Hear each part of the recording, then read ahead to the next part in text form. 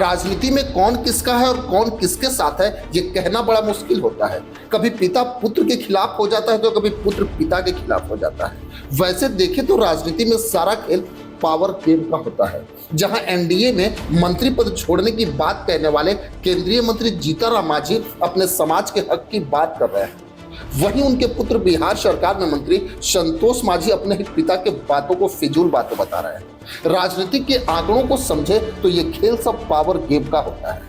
संतोष मांझी ने यह साबित कर दिया कि उन्हें अपने पिता से कोई लेना देना नहीं, उन्हें बस अपने पद से मतलब है। वैसे तो मैं आपको बता दूं कि केंद्रीय मंत्री जीतन मांझी ने बिहार विधानसभा चुनाव से पहले सीट बंटवारे पर एनडीए गठबंधन में खलबली मचा दी है। जीतन मांझी ने जहानाबाद में हम के महासम्मेलन में भाजपा और चिराग पासवान पर निशाना साधा। उन्होंने कहा कि झारखंड और दिल्ली चुनाव में उनकी पार्टी को अनदेखा किया गया, अब बिहार में वो अपनी ताकत दिखाएंगे। मांझी ने बिहार में 20 सीटों पे दावा भी ठोका है। जीतन मांझी ने कहा कि झारखंड और दिल्ली विधानसभा चुनाव में उन्हें उचित सम्मान नहीं मिला।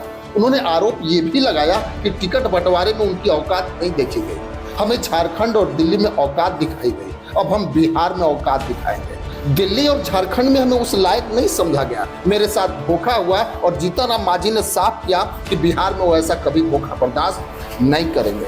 वहीं अगर देखें तो पटना में जीतन मांझी के बेटे संतोष सुमन मांझी से जब पत्रकारों ने सवाल पूछा कि आप लोगों ने सच में झारखंड और दिल्ली में एनडीए से सीट मांगी, इसके जवाब में संतोष सुमन ने कहा कि देखिए, झारखंड में हमें कोई सीट नहीं मांगा था, दिल्ली में हमारा प्रतिनिधिमंडल एक बना के गया था और उनके प्रदेश अध्यक्ष से मिलने के लिए भी गया, उसके बाद कोई वार्ता नहीं हुई। हम दिल्ली झारखंड में कहीं कोई बात नहीं किए हैं, इसलिए ये सब बातें हमारे पिताजी फिजूल की कर रहे हैं। लेकिन अब सबसे बड़ा सवाल यह है कि जब जीतन मांझी अपनी औकात की बात कर रहे हैं तो फिर पुत्र उनकी बातों पे लिपापोती क्यों कर रहा है। यानी कहीं ना कहीं ये बातें साफ दर्शाती हैं कि संतोष मांझी को अपने समाज से मतलब नहीं, उन्हें अपने पद से मतलब है।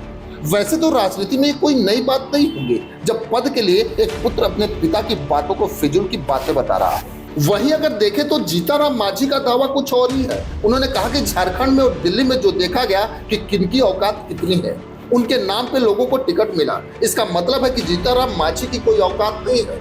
दिल्ली में भी औकात नहीं थी और झारखंड में भी औकात नहीं थी, इसलिए वहां टिकट हमें नहीं मिला। तो हम अब बिहार में अपनी औकात दिखाना चाहते हैं, हम अपनी ताकत दिखाना चाहते हैं और ये कहना चाहते हैं कि झारखंड और दिल्ली में जिस प्रकार से एनडीए ने हमें धोखा दिया, वैसा धोखा हम बिहार में बर्दाश्त नहीं करेंगे। लेकिन सबसे बड़ी बात तो यह है कि जिस तरह पिता और पुत्र आमने सामने आ गए हैं तो एनडीए गठबंधन के लिए कितना नुकसान और कितना फायदा होगा ये तो आने वाला समय बताएगा। खैर, इसमें आपकी क्या राय है हमें कमेंट बॉक्स में जरूर लिखेंगे। बस आज के लिए इतना ही, फिर मिलेंगे।